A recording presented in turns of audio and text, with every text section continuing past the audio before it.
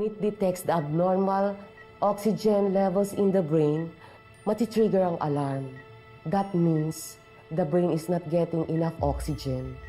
And within a use of few minutes, oxygen deprivation, it can lead to brain damage, coma, or even death.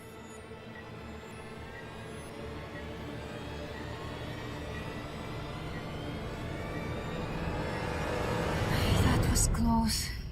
Mom, do you think may nasense si Ikit dun sa mga pagmumble ni Tito Gani? Hindi naman clear kung ano yung sinasabi ni Gani. Of course, we know na gusto niya tayong isumbong because we know what really happened.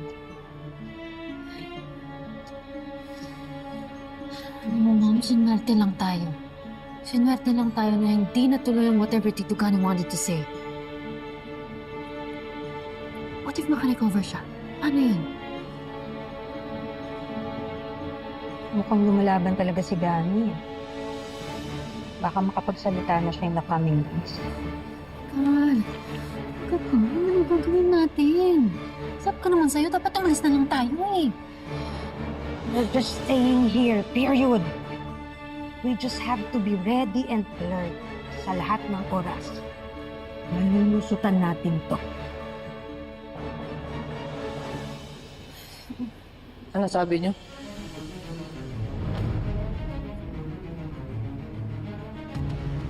Anong malulusutan?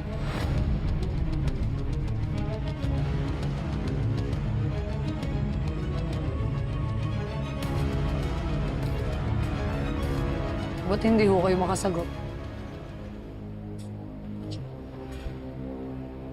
Ikit. Pwede, ceasefire muna. I know that you are holding a grudge against us. Pero, can't you see that we are also suffering? Kung nahihirapan ka, nahihirapan din ako. Kasi asawa na ako. Dami niyo naman sinabi, tita. Simple lang naman ang tanong ko eh. Ano yung dapat mong lusutan? Bakit? Tita, aas ka ba? Kasi ang alam kong gumagapang-gapang at naghahanap ng lulusutan. Ahas lang. What the hell, Ikit? Manahimik ka, baka ikaw ang daling ko sa'yo. Enough. Ikit, ba't ka ba ganyan? Lahat na lang ng kilos namin nilalagyan mo ng mali siya. Eh kasi binibigyan niyo rin ako ng dahilan para pagdudahan ko kayo. Alam niyo, tita, para-paraan kayo eh. Eh sa inyo na mismo nang galing, lulusot kung lulusot. Ano yun? I was just telling Angela, nakakayanin natin ito. Na malulusutan natin itong pinagdadaanan natin. Kahit nahihirapan si Gani, he is fighting for his life. Kung gusto mong gumaling agad ang tatay mo, sana huwag mo na siyang bigyan ng sama ng loob.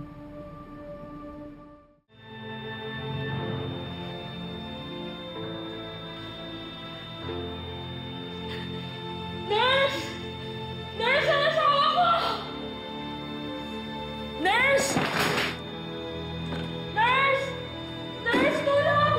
Yung asawa ko! Sige po, kami na po bahala.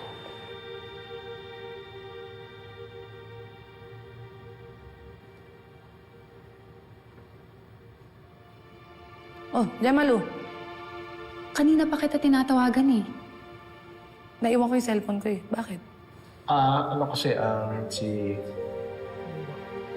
si Gani. Ho?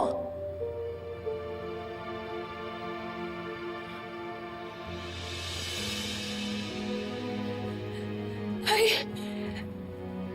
Tay! 7, 8. Nurse Jacob, don't patay! Tay! Ma'am, please!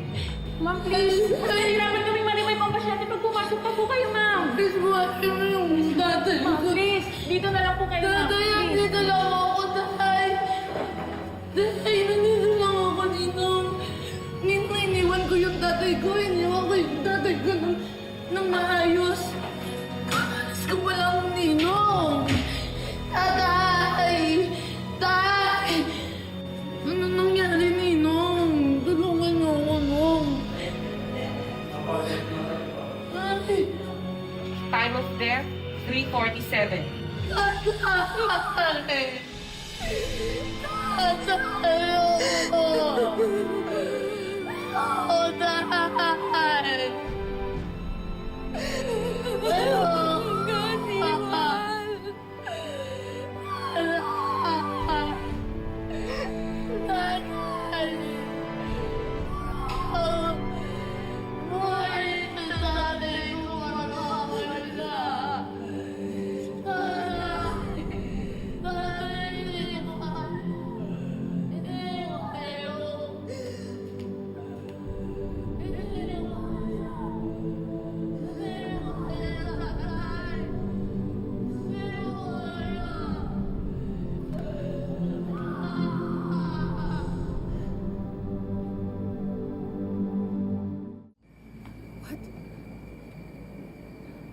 You killed Tito Gani? Ano yung karinig sa'yo? I didn't know that you're capable of doing this. Wala naman talaga yun sa original plan ko. This could have been avoided kung nakinig lang sana sa akin si Gani. Wala sana kailangan mamatay kung nakipag-cooperate lang siya sa patana natin.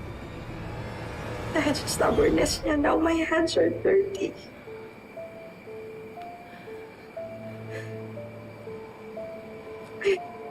I had no choice, Ange. I had no choice. Tinitratan ako ni Gani. Pwede niya akong isumbong kay Ikit anytime. Wala na akong time para mag-isip ka ng ibang mga plano. Sure ba kayo na walang nakakita? Are you sure that Ikit doesn't suspect anything? Di ba nakikita na namumugto na yung mata ko, pausta ako. Tinodo ko na yung acting ko kanina para mapaniwala sila na wala akong ginawa. Sana napaniwala ko yung lahat ng tao dun kanina. But Mom... Mom, what have you done?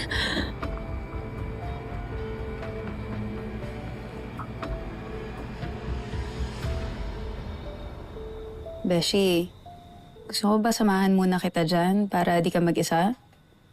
Hindi. Okay lang ako.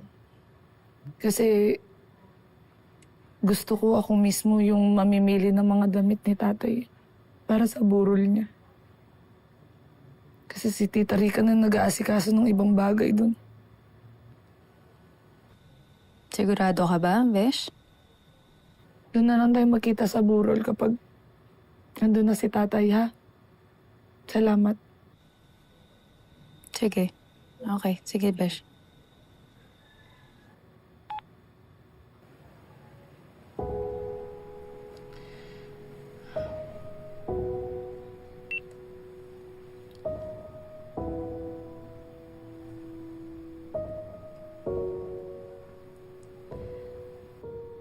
Hi, Tay. Shoutout nga pala sa inyo. Ako po to si Binibining Marikit na umaasang napapanood nyo dyan sa langit. Ano, Tay? Malakas po ba wifi dyan sa langit? Sana, Tay, kahit nandyan ho kayo, nakakapag-video call pa rin tayo. Para kunyari, nasa abroad lang po kayo, no?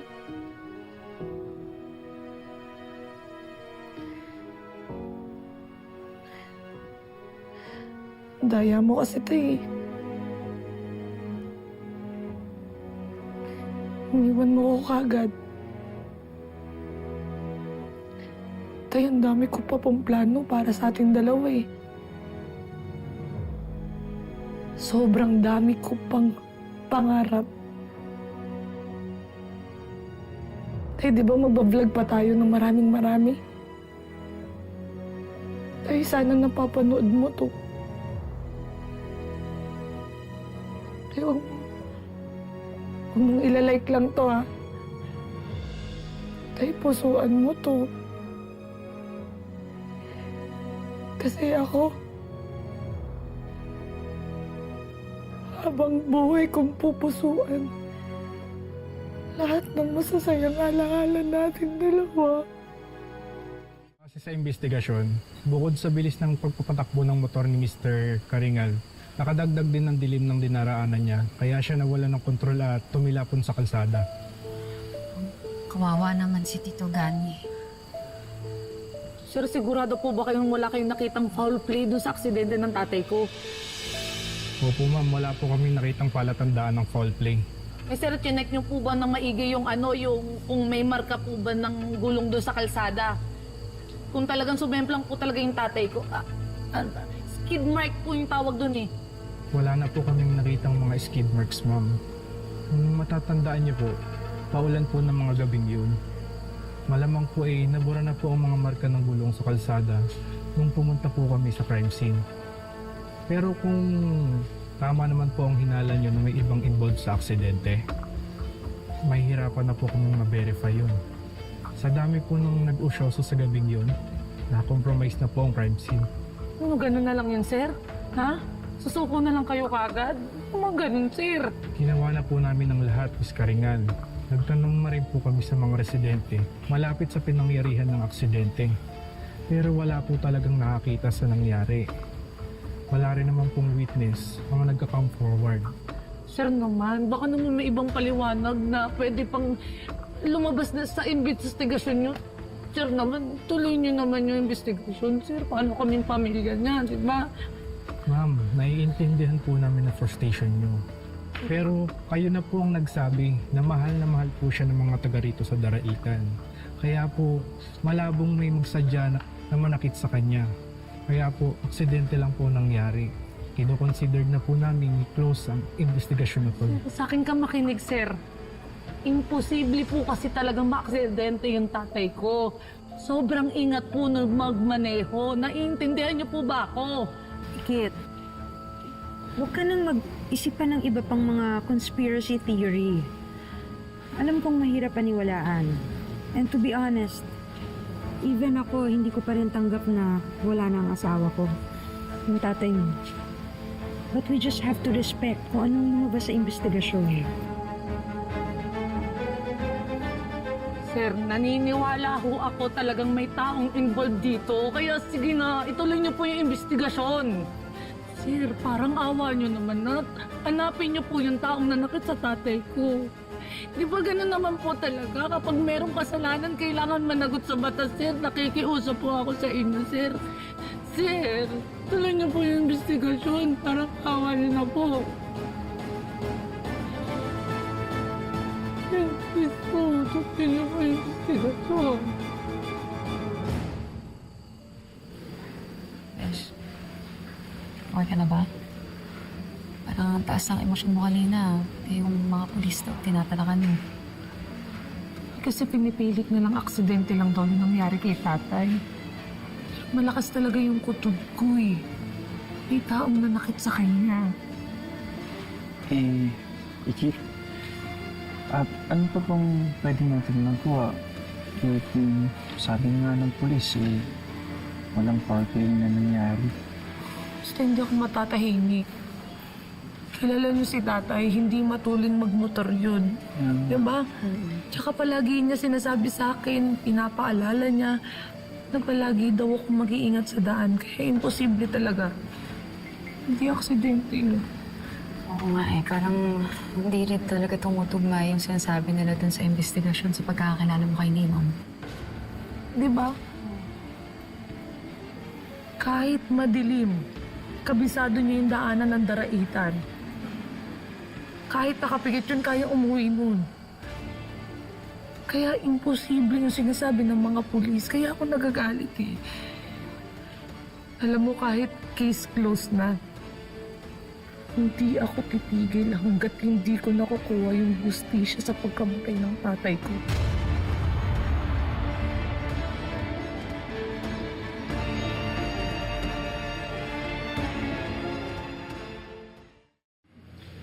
Alam kong mabigat sa loob mo yung nangyari. Eh ako rin, hindi ako makapaniwalang wala na yung kumpared kaibigan ko eh. Siguro, ganun talaga yung buhay. Hindi natin alam kung ano yung susunod na mangyayari. Alam mo, Ninong, siguro mas matatanggap ko yung pagkamatay ng tatay ko. Kung alam ko na may sakit siya o kaya kung may taning, di ba? Pero para sabihin nilang aksidente daw, no, ang hirap tanggapin. Sobrang hirap para sa akin. Alam mo, Ikit, mapagbiro yung tadhana. Kaya ako rin, hindi ko akalain na huling araw niya na yun eh. Eh, nung gabi, nagmamadali pa magpatawad ng meeting. Eh, nga lang, hindi na natuloy dahil, ayan, nawala na yung ama mo. Pero no, hindi ba po ba talaga nasabi ni tatay kung tungkol saan yung meeting na yun na pag-uusapan nyo? Eh, walang nakakaalam. Kung babalikan ko, naiisip ko yung tungkol sa bentahan ng lupa eh. Kasi nakita ko si Rika at saka si yung ama mo na nag-aaway. As nag-aaway? Ninong kailan po? Yung mga ilang araw bago mamatay siya. Oh, talaga?